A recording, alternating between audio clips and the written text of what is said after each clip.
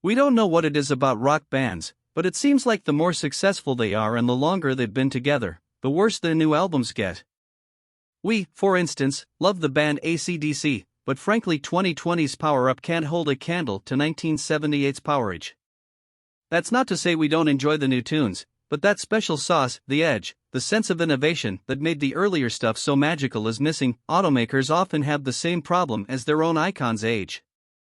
Some manufacturers, namely Chevrolet with the Corvette and Porsche with the 911, have managed to keep their offerings fresh by continually pushing the design and performance envelopes, but others seem to struggle with bottling what made their earlier efforts so successful. Two automakers that have recently given a pair of their own rock stars new life are Nissan and Toyota. After a hiatus, the 2023 Nissan Z and 2023 Toyota GR Supra are back making music, aiming to capture the magic of their earlier recordings in a contemporary package.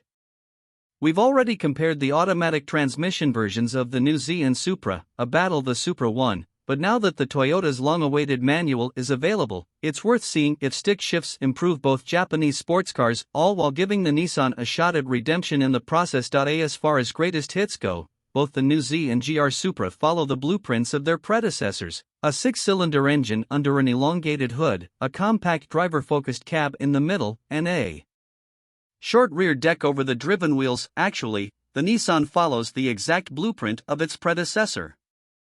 As we suspected when the concept was first revealed, the new 2023 Z rides on an updated version of Nissan's FM platform, a rear-drive architecture that first appeared underneath the 2003 Nissan 350Z and its Infiniti cousins. Like the 350Z and subsequent 370Z, the new Z shares its powertrain with Infiniti, a 3.0-liter twin-turbo V6 that makes a healthy 400 horsepower and 350 lb-ft of torque on 93 octane. Nissan recommends those in states without 93 get familiar with Octane Booster. It's paired with an updated 6-speed manual now capable of no-lift shifts and drives a set of Bridgestone-shod 19-inch wheels in back via a mechanical limited-slip differential. The new 2023 GR Supra has a tougher act to follow than the Z does. The A80 Supra last appeared in a comparison test against the Z as part of our Japanese Supercar shootout in our July 1993 issue. Despite the 1993 Supra Turbo facing off against giants like the Nissan 300ZX, coming off a Motor Trend Import Car of the Year win, Acura NSX, Mazda RX-7, and Mitsubishi 3000 GT VR4, we wasted no time and crowned it the winner in the story's introduction. The unqualified winner on the test and racetracks, the Toyota Supra Turbo. Save for top speed, the Supra Turbo topped every major objective performance category. When asked which we'd choose it as our only daily driver, the Toyota earned a comfortable first place and also won our subjective fun factor poll. We wrote, "We made much of the old Supra's shared lineage with the then-hot Lexus SC300. Much like today, you won't read a GR Supra review without a mention of the BMW Z4 hiding underneath." Yes, you know the story by now. While Nissan engineers were hard at work re-engineering a 20-year-old platform for the 20s, Toyota bought into the Z4 program. BMW would engineer, power, and build the GR Supra alongside the Z4 in Germany, and Toyota would design and tune the car to its liking. The result is a two-door fastback sporting a 3.0-liter turbocharged i6 making 382 horsepower and 368 lb-ft of torque. The engine is paired with a 6-speed manual and a host of performance goodies, including electronically adjustable dampers. As difficult as that arrangement may be for Toyota diehards to explain, it's undoubtedly proven beneficial for enthusiasts as a whole. The new Supra is lighter, more powerful, and a better handler than even the most potent A80 Supra ever was. And in every performance metric we measure, it bests the new Z, too.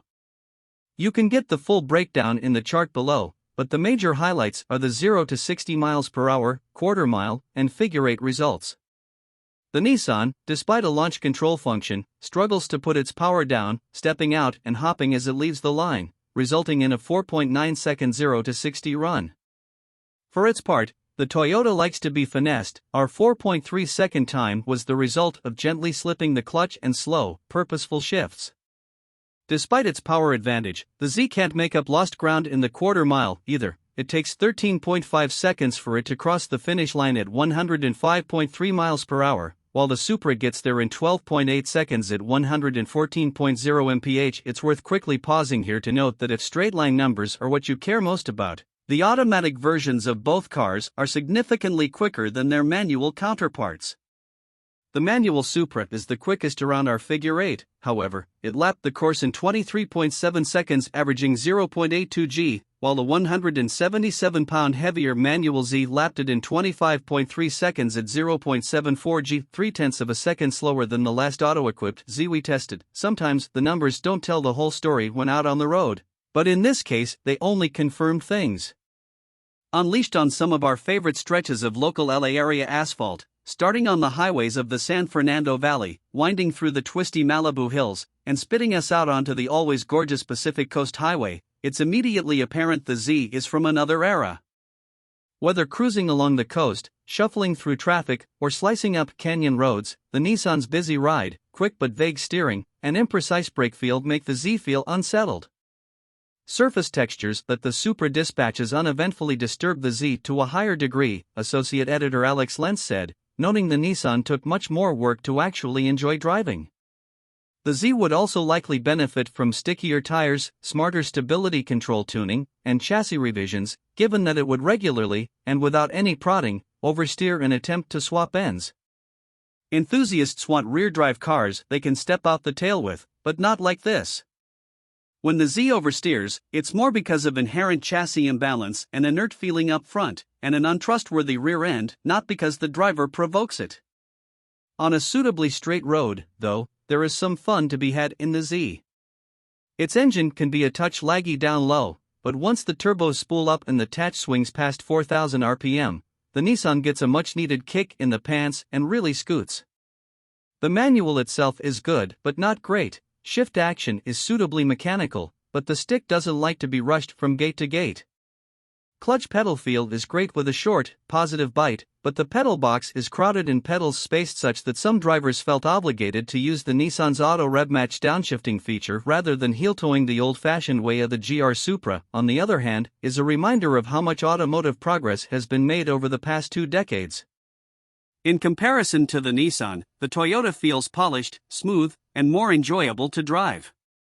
Like the Nissan, the Supra's steering is quick, but it offers superior road feel, and 2 levels of steering effort to select, allowing those with slow hands to quell the car's nervousness and focus on the road ahead.